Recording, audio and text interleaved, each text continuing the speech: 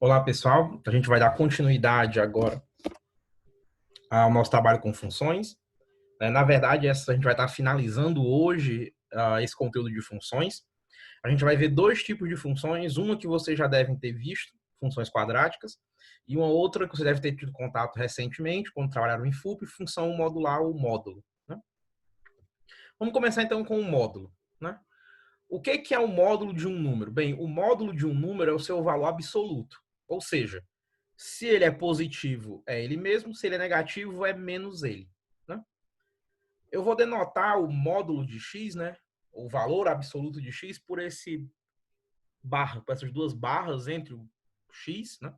Ou seja, esse barra x barra, para mim vai ser o módulo de x. Vocês estão programando em C, isso aí é a mesma coisa do ABS, né? Do valor absoluto, que aparece lá quando você está programando em FUP. Né? Então, por exemplo, o módulo de 4 é 4, o módulo de menos 3 é 3, o módulo de 9 é... Desculpa, o módulo de menos 9 é 9. Tá? Novamente, se o número é positivo, é ele mesmo. Se o número é negativo, é menos ele. 4 é positivo, é o próprio 4. Menos 3 é negativo. Menos 3, 3. Tá? A gente vai estudar uma versão simplificada da função modular. A função modular que a gente vai estudar é o que a gente pode chamar de uma função modular do primeiro grau. Né? A nossa função vai ser muito semelhante à função linear, a função do primeiro grau que a gente viu, ou seja, vai ser um ax mais b, e aí eu vou tirar o módulo desse ax mais b. Veja, eu posso usar o módulo em qualquer função a priori. Eu poderia aplicar, sim, módulo a funções quadráticas, a funções exponenciais. Eu só vou me deter nessa explicação às funções, vamos dizer assim, lineares, né? As funções que têm essa forma ax mais b. Mas eu posso aplicar módulo a qualquer função, né? A qualquer expressão. Inclusive, na lista aparecem algumas questões que são estrelinha, né? Que são asterisco, que são questões mais difíceis, justamente porque elas pedem que você analise o que acontece quando eu aplico o módulo, né, quando eu aplico esse valor absoluto, a funções que não são exatamente funções lineares, a funções que são quadráticas. Um exemplo de função modular, por exemplo, x mais 2, módulo disso. Né? Vamos lá. Vamos começar, então, a analisar algumas coisas. Vamos começar pelas raízes da nossa função modular.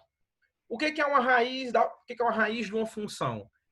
A raiz é um valor tal que o f daquele valor é igual a zero. Ou seja, como a nossa função modular é dada por ax mais b, para encontrar a raiz dessa função modular, eu tenho que ax mais b tem que ser igual a zero. Né?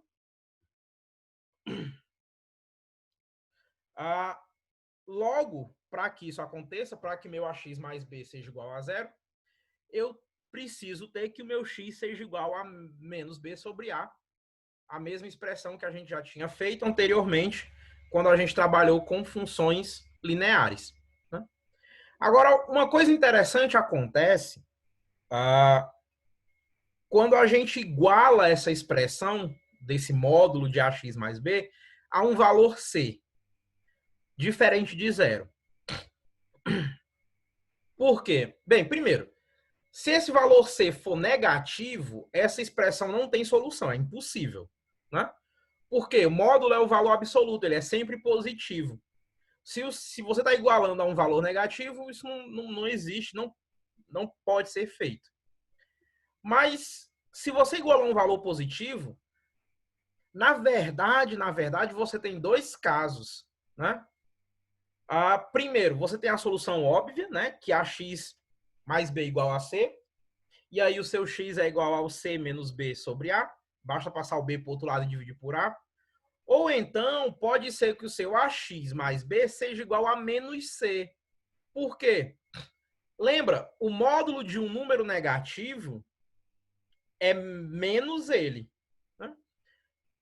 Ou seja, o módulo de menos c é menos c, que é c. Dito de outra maneira, os pares positivos e negativos têm o mesmo módulo. Ou seja, o módulo de 2 é 2 e o módulo de menos 2 também é 2. Então, na verdade, você tem duas possíveis soluções para essa expressão quando o C não é zero. Tá? A primeira solução é quando AX mais B é igual ao C. A segunda solução é quando o seu AX mais B é igual a menos C.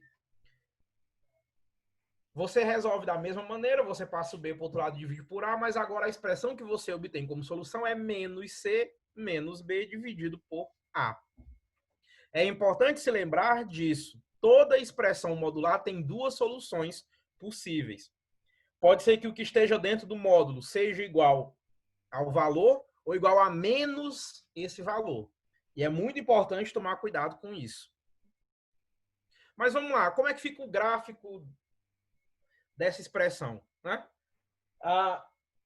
Se você está lembrado do gráfico da função do primeiro grau, da função linear, o gráfico da função modular também é uma reta, mas ele meio que espelha os valores negativos. Se eu te traçasse o gráfico da função x, né, da função identidade, esse gráfico seria uma reta que passaria pelo zero, logicamente, mas que para os valores negativos também teria valores negativos. O que a função modular faz, o que o módulo faz, o valor absoluto faz, é simplesmente refletir esse gráfico na parte positiva. Né? Então, o seu gráfico se torna meio que um V. Né? Porque o gráfico da função linear é uma reta, mas ele tem que ser espelhado. Ele é espelhado pelo valor absoluto, de maneira que ele se torne positivo. Né? Uma coisa interessante, né, é que se eu colocar um valor fora do módulo, né, se eu colocar algum valor fora do módulo, esse valor só desloca o zero da minha função modular, né, só desloca onde é que o meu V toca o eixo Y. Veja, a minha função modular, ela é exatamente a minha função do primeiro grau, é exatamente a mesma linha reta, só que aonde o meu módulo, né, a minha função modular, toca o eixo X, ou seja, na sua raiz, ele reflete a parte do gráfico que está abaixo da linha do eixo X, que tem valores negativos de Y. Essa parte é refletida para os valores positivos. Se você deixar alguma coisa fora do módulo, algum valor fora do seu módulo, esse valor vai só deslizar o gráfico nas suas coordenadas Y. Né? Mas toda vez que você precisou desenhar o gráfico de uma função modular, é só se lembrar de que ele toca o eixo X na sua raiz. Você pode desenhar o gráfico da função de primeiro grau, da função linear, e depois só rebater esse gráfico, só espelhar ele para o eixo Y. Se você colocou algum valor que está fora do seu módulo, esse valor só desliza o seu gráfico no eixo Y. Eu vou deixar um link de um site que permite que você faça alguns desenhos de gráficos. E esses desenhos, esses desenhos, espero que vocês tentem fazer alguns desenhos e vocês vão perceber como é que funciona.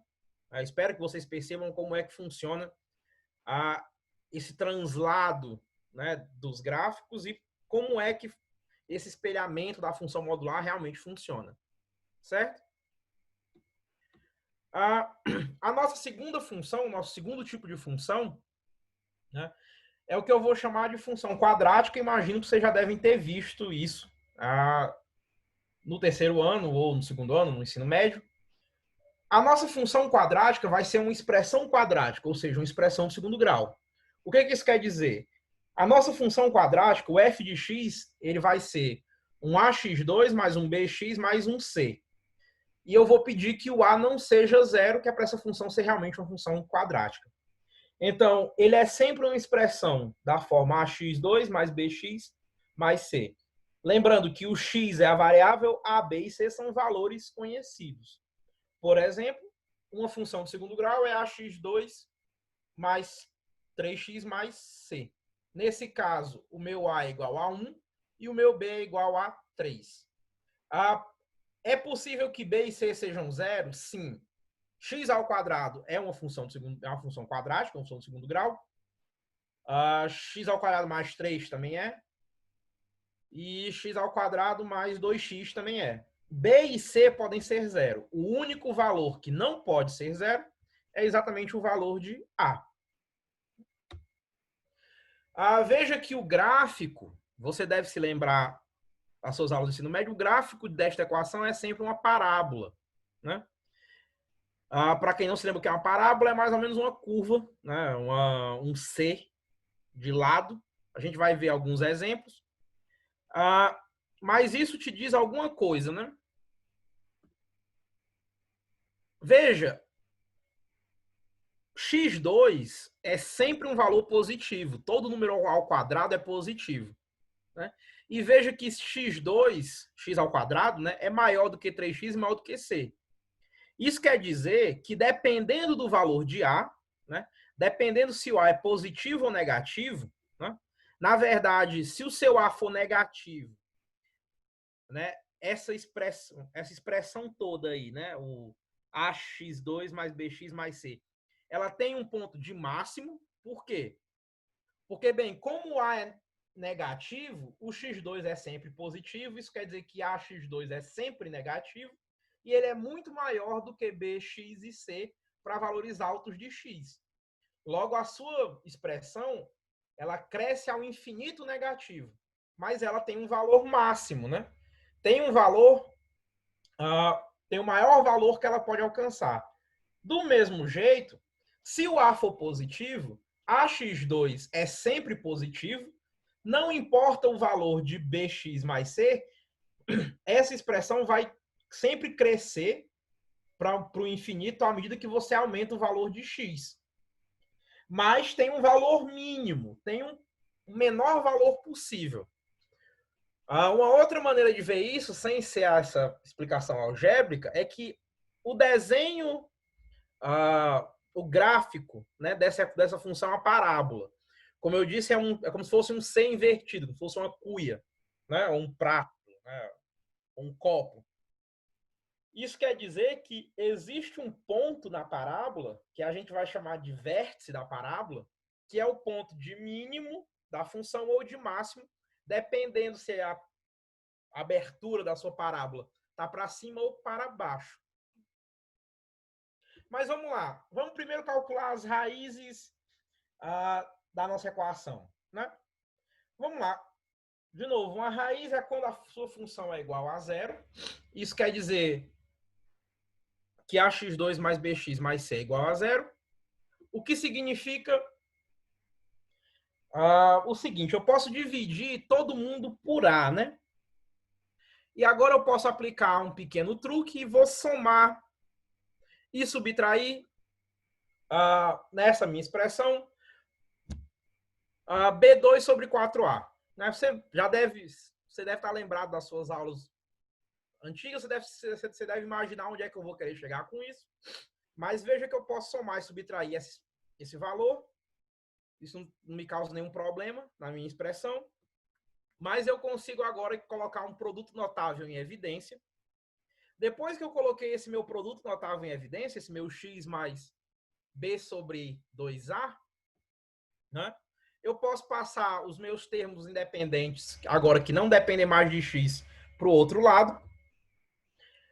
E agora eu vou chamar esse termo B2 menos 4AC de delta. É uma letra grega. Fazendo isso, eu tenho que x mais b sobre 2a elevado ao quadrado é igual a delta sobre 4a elevado ao quadrado. Tirando agora a raiz dos dois lados, veja que, como essa expressão está ao quadrado, eu tenho duas raízes possíveis, né? Lembre, todo número ao quadrado se torna positivo.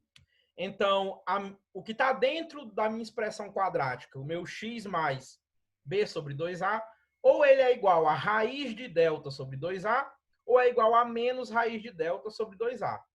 Porque, veja, todo número elevado ao quadrado se torna positivo. 2 vezes 2 é 4, mais menos 2 vezes menos 2 também é 4. Então, se eu quero saber como é que eu faço para a minha expressão que está elevada ao quadrado ser igual ao meu delta sobre 4 ao quadrado, eu preciso considerar tanto o caso em que ela é positiva, quanto o caso em que ela é negativa. Ou seja, tanto ela pode ser raiz de delta sobre 2a, como menos raiz de delta sobre 2a. Passando agora o meu b para o outro lado, o meu b sobre 2a, eu tenho que o meu x ou é menos b mais raiz de delta sobre 2a, ou é menos b menos raiz de delta sobre 2a. Você deve estar lembrado que essas são exatamente os dois casos da famosa fórmula de Bhaskara. É assim que a gente determina as raízes de uma equação de segundo grau. É só você usar a fórmula, é só você expressar a sua vamos assim, sua conta, né? Só fazer a sua conta e expressar ela como uma fórmula. E aí é só colocar os valores de A, B e C diretamente nessa fórmula que está aparecendo aí na tela, que é a famosa fórmula de Bhaskara, para determinar as raízes de uma equação do segundo grau. Veja, tem alguns casos bem específicos dessa fórmula. Primeiro, se o delta for igual a zero, você só tem uma raiz, né? Por quê? As duas expressões vão te dar, bem, mais ou menos o mesmo valor, e esse valor vai ser menos b dividido por 2a. Se o delta for maior do que zero, você tem duas raízes, né? Agora, se o seu delta for menor do que zero, você não tem raiz. Por quê? Não existe raiz de número negativo. Alguém vai perguntar, professor, mas existe se eu estiver considerando os números complexos. Verdade. Se a gente estivesse considerando os números complexos, você poderia dizer que a sua equação tem duas raízes, são duas raízes complexas. A gente aqui está trabalhando só com os números reais. Nos números reais, essa equação não faz sentido, né? Essa equação não tem solução. Não existe raiz de menos 1, não existe raiz de menos 2. Veja que a existência e a quantidade das raízes de uma equação de segundo grau está diretamente relacionado ao valor desse delta. É por isso que muitas vezes esse delta é conhecido como discriminante, porque ele, de certa maneira, discrimina a quantidade de raízes que a sua equação quadrática, que a sua equação de segundo grau, pode ter. Se ele for zero, você só tem uma raiz. Se ele for maior do que zero, você tem duas. Se ele for menor, não existem raízes para a sua equação de segundo grau. Certo? Vamos lá. Agora que a gente já calculou as nossas raízes, a gente pode também determinar o seu ponto de mínimo ou máximo da sua função. Para fazer isso, primeiro, eu vou fazer algumas modificações na minha expressão, né? Eu vou fazer algumas fatorações na minha expressão do ax2 mais bx mais c, que é o que define a minha função quadrática. Eu vou colocar o a em evidência e vou somar e subtrair de novo o meu termo b2 sobre 4a ao quadrado, para conseguir a mesma fatoração que eu consegui quando estava tentando encontrar a raiz, né? Quando estava derivando a fórmula de Bhaskara. Fazendo isso, eu vou expressar agora a minha equação de segundo grau da seguinte maneira.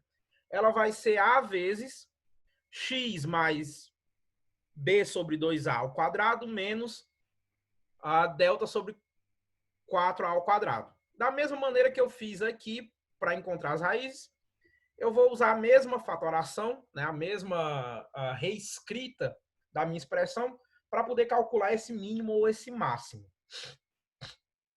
Vamos lá. Eu posso agora, na minha expressão de cima, eu posso multiplicar por A, o primeiro termo e o último, para acabar com esse A que eu coloquei em evidência. E aí eu vou ter como meu primeiro termo A vezes x mais b sobre 2a elevado ao quadrado menos delta sobre 4a. Vamos agora pensar o seguinte. Olha, essa expressão x mais b sobre 2a ao quadrado é sempre positiva, né? Ela é sempre positiva. A depender do valor de A, ela vai ser positiva ou negativa. Se o A for positivo, essa expressão é sempre positiva. Se o A for negativo, essa expressão é sempre negativa. Então, quando o meu A é positivo, né? Eu sei que a minha equação de segundo grau vai ter um valor mínimo, porque como A é positivo, ela sempre vai crescer, ela cresce até o infinito, mas ela tem que começar de algum lugar, ela tem que ter um valor mínimo. Quando é que esse valor mínimo vai acontecer? Quando a minha expressão A vezes x mais b sobre 2a ao quadrado for igual a zero. Do mesmo jeito, quando A é negativo, a expressão A vezes x mais b sobre 2a elevado ao quadrado é sempre negativa. Isso quer dizer que toda a minha função quadrática desce ou decresce ao menos infinito. Isso quer dizer que ela tem um ponto de máximo. Por quê? Porque ela tem que começar em algum lugar a diminuir. E esse ponto de máximo também é quando A vezes x mais b sobre 2a elevado ao quadrado é zero. Então, o ponto de máximo ou de mínimo, que depende do valor de A, é exatamente quando x mais b sobre 2a ao quadrado é igual a zero. Ou seja, quando é que x mais b sobre 2a é igual a zero? Quando x é igual a menos b sobre 2a, né? Quando x for igual a menos b sobre 2a, a minha expressão x mais b sobre 2a ao quadrado é igual a zero. Então, esse é o ponto da minha função, que é o ponto de máximo ou de mínimo, dependendo do valor de a. Como a gente tinha discutido, se a for positivo, a função cresce arbitrariamente, mas ela tem que começar de algum lugar, ela tem que ter um ponto de mínimo. Quando a é negativo, a função decresce ou vai até menos infinito, mas ela tem que começar de algum lugar, ela tem que ter um ponto de máximo, ela começa a diminuir de algum lugar. Então, veja, a minha expressão, quando o meu x é igual a menos b sobre 2a, esse é o meu ponto de máximo, é o meu ponto de mínimo. Colocando esse valor de x na minha expressão da minha função de segundo grau, eu tenho que o valor que eu obtenho é exatamente menos a delta sobre 4a. Então, o ponto menos b sobre 2a menos delta sobre 4a é o ponto de inflexão da minha parábola, né? É onde a minha curva vira, né? Ou é o ponto mais extremo do meu C, né? Como você preferir. Mas veja, novamente, quando x é igual a menos b sobre 2a, esse é o ponto de mínimo ou de máximo, dependendo do valor de a. E esse ponto, quando você substitui ele no valor, ou quando você substitui ele, quando você calcula o f desse ponto, o valor que você encontra é menos delta sobre 4a. E esse ponto, então, menos b sobre 2a e menos delta sobre 4a, é o ponto de inflexão da sua parábola, é onde a sua parábola vira. Vamos lá. Essa daqui é a famosa parábola, que eu tanto venho discutindo com vocês. Se a sua função do quadrática tiver realmente dois valores, tiver realmente duas raízes, são os dois pontos em que ela toca o eixo x, é quando o seu y é zero. Se o a for positivo, você tem uma curva, uma parábola, né, semelhante à primeira figura, ou seja, assumindo que x' e x' são as suas raízes, ela é uma curva que passa por x' e x', e ela está virada para cima, a concavidade dela é virada para cima. Se o seu A é menor do que zero, essa concavidade é virada para baixo. Novamente, essa curva, esse C deitado, né, é o que é a parábola, é a forma que tem a sua equação quadrática, é a forma que tem a sua equação de segundo grau. Para que lado ele está deitado? Você sabe de acordo com o valor do A. Se o seu A for positivo, ele está aberto para cima. Se o seu A for negativo, ele está aberto para baixo. e ele sempre passa pelas suas raízes. Se a sua função tem duas raízes, ele vai passar por todas duas. Nesse desenho, ele vai passar tanto por x1 quanto por x2. Se só tivesse uma função, ele só tocaria o eixo do x. Se ele não tivesse função nenhuma, ele nunca tocaria o eixo do x. Ele estaria desconexo, vamos dizer assim, ele nunca passaria pelos valores de x.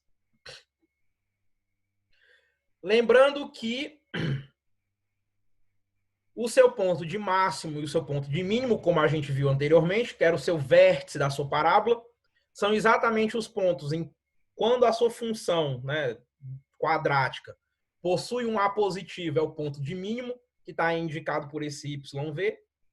Da mesma maneira, se o seu A for negativo, ele é o ponto de máximo, está indicado aí também como YV. Veja, esses são os pontos em que a sua parábola termina, né? É como se fosse o ponto em que o seu Czinho acaba, né? Isso também mostra para a gente que a função quadrática não é uma função bijetiva. Observe que a sua função quadrática ela não tem a característica, ela não é uma função bijetiva, porque o mesmo valor, né, o mesmo valor de y pode ser obtido através de 2x diferentes. Né? Em particular, veja que quando eu tenho duas raízes, ambas as raízes produzem o f de x igual a 0. Então, a função quadrática não possui inversa. Certo, pessoal? Pois bem, isso termina a nossa aula de hoje. Né? Eu vou deixar para vocês novamente um site em que vocês podem treinar um pouco como é que fica esse gráfico.